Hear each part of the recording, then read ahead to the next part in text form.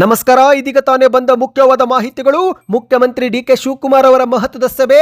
APL BPL ಜೊತೆಗೆ ಈ card ಇದ್ದವರಿಗೆ ಮಾತ್ರ 2,000 ರೂಪಾಯಿ. ಗೃಹಲಕ್ಷ್ಮಿಗೆ ಬಂತು ಮತ್ತೊಂದು ಹೊಸ ನಿಯಮ. ವಿಡಿಯೋನ ಸ್ವಲ್ಪ ಸ್ಕಿಪ್ ಮಾಡಬೇಡಿ. ಗೃಹಲಕ್ಷ್ಮಿ ಅನುಷ್ಠಾನದಲ್ಲಿ ಹೈದರಾಲಿ ನೀತಿ ಅನುಸರಿಸಲಾಗುತ್ತಿದೆ ಎಂದು ಕಾಂಗ್ರೆಸ್ ಸರ್ಕಾರದ ವಿರುದ್ಧ ಸಿಟಿ ರವಿಯವರ ವಾಗ್ದಾಳಿ. ಎಲೆಕ್ಷನ್ ಬಂದಾಗ ಮಾತ್ರ ಹಣ ಬಿಡುಗಡೆ ಆಗ್ತಾ ಇದೆ ಎಂದು ಕಿಡಿಕಾರಿದ್ದಾರೆ.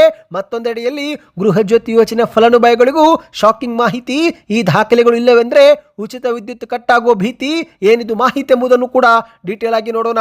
ಕರ್ನಾಟಕದಲ್ಲಿ ಮುಖ್ಯಮಂತ್ರಿಯಾಗಿ ಡಿಕೆ ಶಿವಕುಮಾರ್ ಅವರ 1 ತಿಂಗಳು ಪೂರ್ತಿ 30 ದಿನಗಳಲ್ಲಿ ಮುಖ್ಯಮಂತ್ರಿ ಡಿಕೆ ಶಿವಕುಮಾರ್ ಅವರು ಕೈಗೊಂಡ ಮಹತ್ವದ ತೀರ್ಮಾನಗಳೇನು ಎಂಬುದನ್ನು ನೋಡೋಣ. ಇನ್ನು ಇದು ಒಂದು ಕಡೆ ಆದ್ರೆ ಸಿಎಂ ಡಿಕೆ ಶಿವಕುಮಾರ್ ಅವರ ಬಗ್ಗೆ ಆರೋಷಕ್ ಅವರ ವ್ಯಂಗ್ಯ. ಡಿಕೆ ಶಿವಕುಮಾರ್ ಸರ್ಕಾರಕ್ಕೆ 1 ತಿಂಗಳು, ಕನ್ನಡಿಗರಿಗೆ ಪ್ರತಿನಿತ್ಯ ಗೋಳು ಎಂದು ಸಾಮಾಜಿಕ ಜಾಲತಾಣದಲ್ಲಿ ಟ್ವೀಟ್ ಮಾಡಿದ್ದಾರೆ. ಈ ಎಲ್ಲ ಮಾಹಿತಿಗಳನ್ನ ಡೀಟೇಲ್ ಆಗಿ ನೋಡೋಕ್ಕೂ ಮೊದಲು ನೀವು ಸುದ್ದಿ ಸಮಯ ಯೂಟ್ಯೂಬ್ ಚಾನೆಲ್ಗೆ ಮೊದಲು ಬಾರಿ ಭೇಟಿ ಕೊಡ್ತಾ ಇದ್ರೆ ದಯವಿಟ್ಟು ಸಬ್ಸ್ಕ್ರೈಬ್ ಆಗಿ ಪಕ್ಕದಲ್ಲಿ ಕಾಣಿಸುವ ಗಂಟೆ ಕೂಡ ಒತ್ತಿದ್ರೆ ಕರ್ನಾಟಕದ ಮುಖ್ಯವಾದ ಸುದ್ದಿಗಳು ನಿಮಗೆ ಸಿಗುತ್ತವೆ. ವಿಡಿಯೋಗೆ ಲೈಕ್ ಮಾಡಿ ಮತ್ತು ವಿಡಿಯೋ ಪೂರ್ತಿಯಾಗಿ ನೋಡಿ. ಬನ್ನಿ ಸ್ನೇಹಿತರೆ, ಎಲ್ಲ ಮಾಹಿತಿಗಳನ್ನು ಡೀಟೇಲ್ ಆಗಿ ನೋಡೋಣ.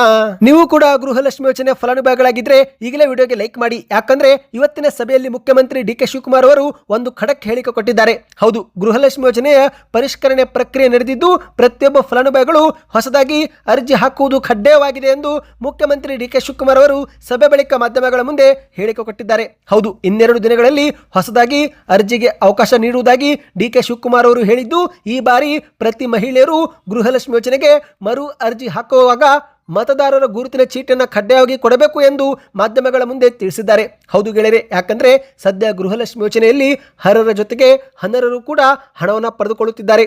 ಆದಾಯ ತೆರಿಗೆ ಪಾವತಿ ಮಾಡುತ್ತಿರುವವರ ಹೆಸರಲ್ಲಿ ಹಣ ಹೋಗುತ್ತಿದೆ, ನಿಧನರಾದವರ ಹೆಸರಲ್ಲೂ ಕೂಡ ಹಣ ಹೋಗುತ್ತಿದೆ.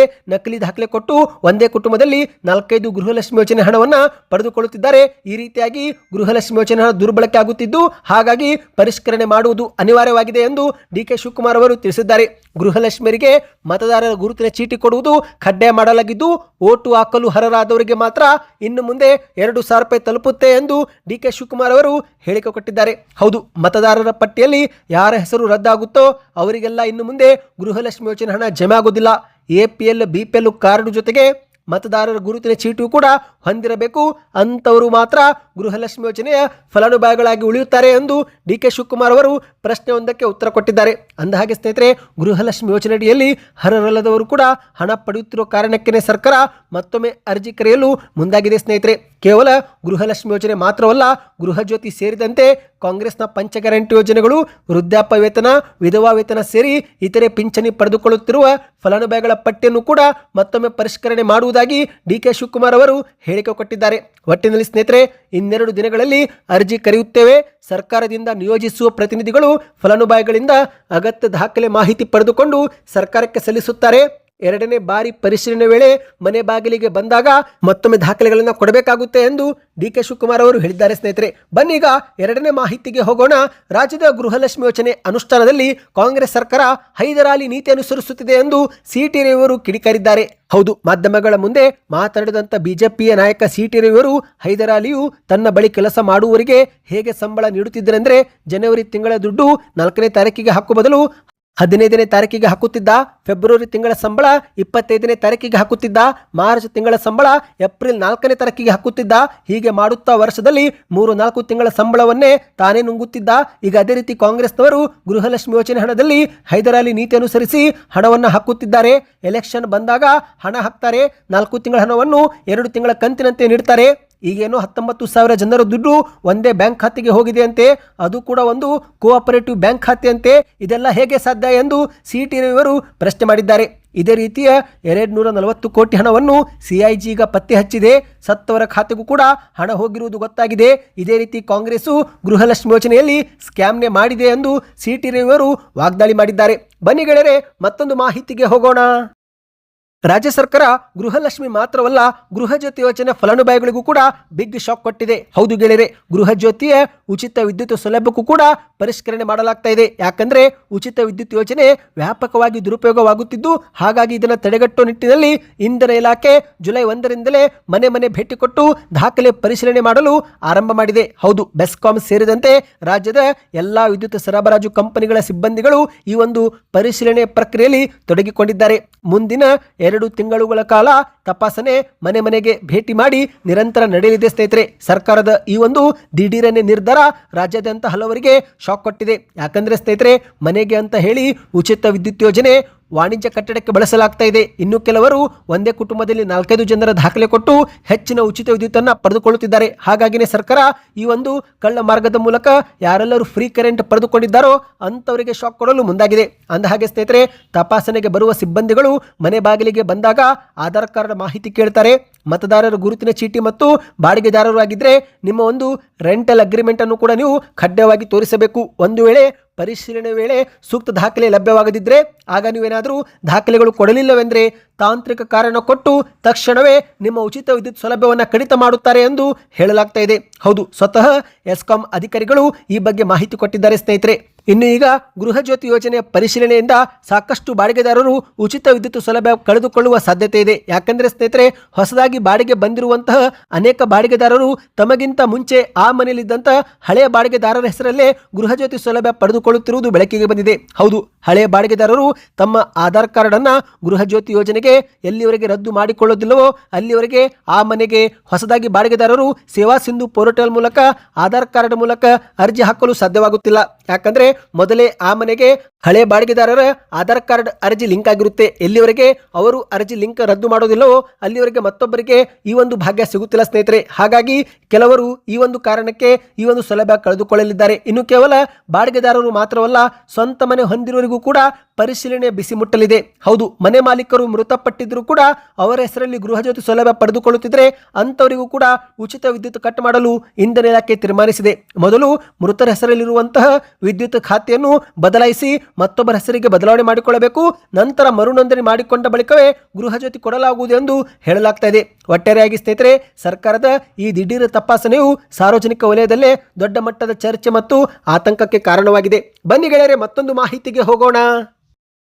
ರಾಜ್ಯದ ಮುಖ್ಯಮಂತ್ರಿಯಾಗಿ ಡಿಕೆ ಶಿವಕುಮಾರ್ ಅವರು 1 ತಿಂಗಳು ಪೂರ್ತಿ ಮಾಡಿಕೊಂಡಿದ್ದಾರೆ. ಹೌದು ಗೆಳೆಯರೆ, ಜುಲೈ 3ರಂದು ಮುಖ್ಯಮಂತ್ರಿಯಾಗಿ ಡಿಕೆ ಶಿವಕುಮಾರ್ ಅವರು 1 ತಿಂಗಳು ಪೂರ್ತಿ ಮಾಡಿದ್ದು, ಈ 30 ದಿನಗಳಲ್ಲಿ ಅನೇಕ ಮಹತ್ವದ ತೀರ್ಮಾನವನ್ನ ಡಿಕೆ ಶಿವಕುಮಾರ್ ಅವರು ತೆಗೆದುಕೊಂಡಿದ್ದಾರೆ. ಯಾವೆಲ್ಲ ನಿರ್ಧಾರ ಮಾಡಿದ್ದಾರೆ ಎಂಬುದನ್ನ ಡೀಟೇಲ್ ಆಗಿ ಫಟಾಫಟ್ ನೋಡೋಣ.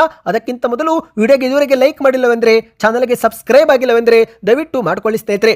ಮೊದಲಿಗೆ ರಾಜ್ಯದ ಎಲ್ಲಾ ವಿದ್ಯಾರ್ಥಿಗಳಿಗೆ ಉಚಿತ ಬಸ್ ಪಾಸ್ ಅನ್ನ ಡಿಕೆ ಶಿವಕುಮಾರ್ ಅವರು ಘೋಷಣೆ ಮಾಡಿದ್ದಾರೆ.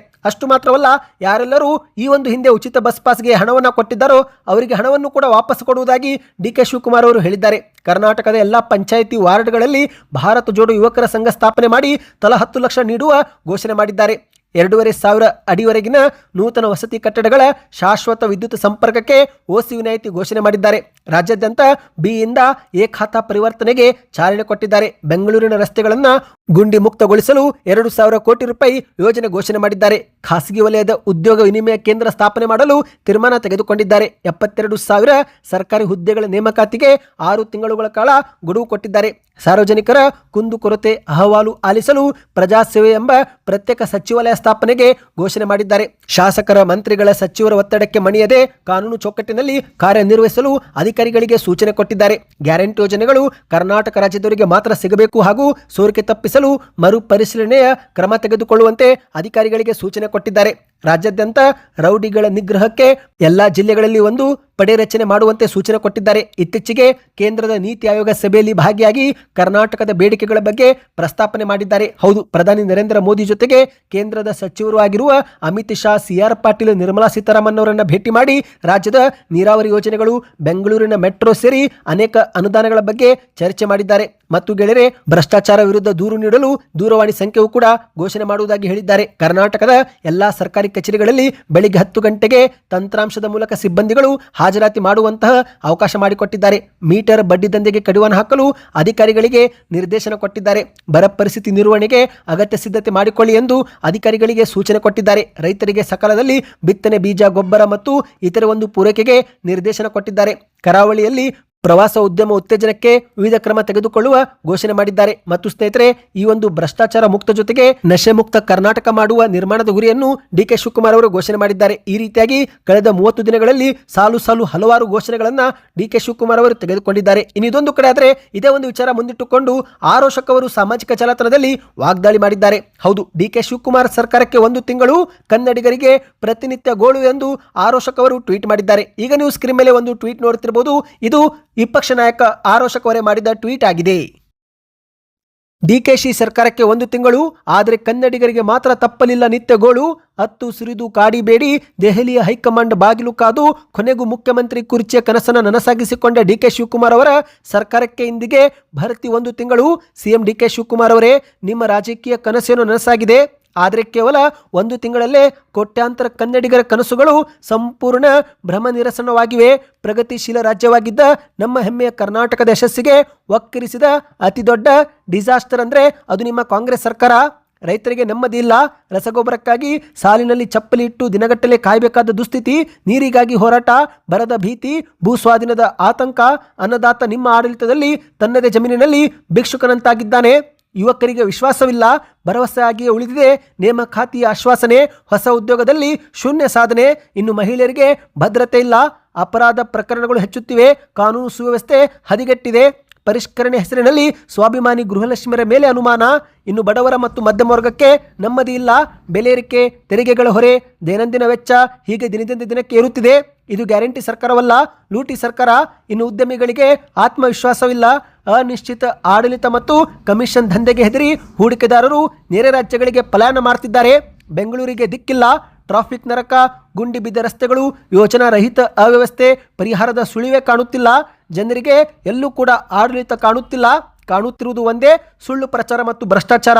ಕೇವಲ 30 ದಿನಗಳ ಟ್ರೈಲರ್ನಲ್ಲೇ ಇಡೀ ರಾಜ್ಯದ ಕನಸನ್ನು ನುಚ್ಚು ನೂರು ಮಾಡಿರುವ ನಿಮ್ಮ ಸರ್ಕಾರ ಇನ್ನೂ 2 ವರ್ಷ ಮುಂದುವರೆದರೆ ಕರ್ನಾಟಕದ ಸ್ಥಿತಿ ಏನಾಗಬಹುದು ಎಂಬ ಆತಂಕ ಪ್ರತಿಯೊಬ್ಬ ಕನ್ನಡಿಗರಲ್ಲಿದೆ. ಮುಖ್ಯಮಂತ್ರಿಗಳೇ, ನಿಮ್ಮ ಕುರ್ಚಿಯ ಕನಸು ನನಸುಗೊಂಡಿದೆ, ಆದರೆ ಕರ್ನಾಟಕದ ಜನತೆಯ ಕನಸುಗಳು, ಆಶೋತ್ತರಗಳು, ನಿರೀಕ್ಷೆಗಳು ಮಾತ್ರ ಸಂಪೂರ್ಣವಾಗಿ ಭ್ರಮ ನಿರಸನಗೊಂಡಿವೆ ಎಂದು ಆರೋಶಕ್ ಅವರು ಟ್ವೀಟ್ ಮಾಡಿದ್ದಾರೆ. ಸದ್ಯಕ್ಕೆಷ್ಟು ಸ್ನೇಹಿತರೆ, ಈ ಎಲ್ಲ ಮಾಹಿತಿಗಳು ಇಷ್ಟವಾಯ್ತಾ? ನಿಮ್ಮ ಮನಸ್ಸಿಗೆ ಕಮೆಂಟ್ ಮಾಡಿ, ಚಾನಲ್ಗೆ ಸಬ್ಸ್ಕ್ರೈಬ್ ಆಗಿ.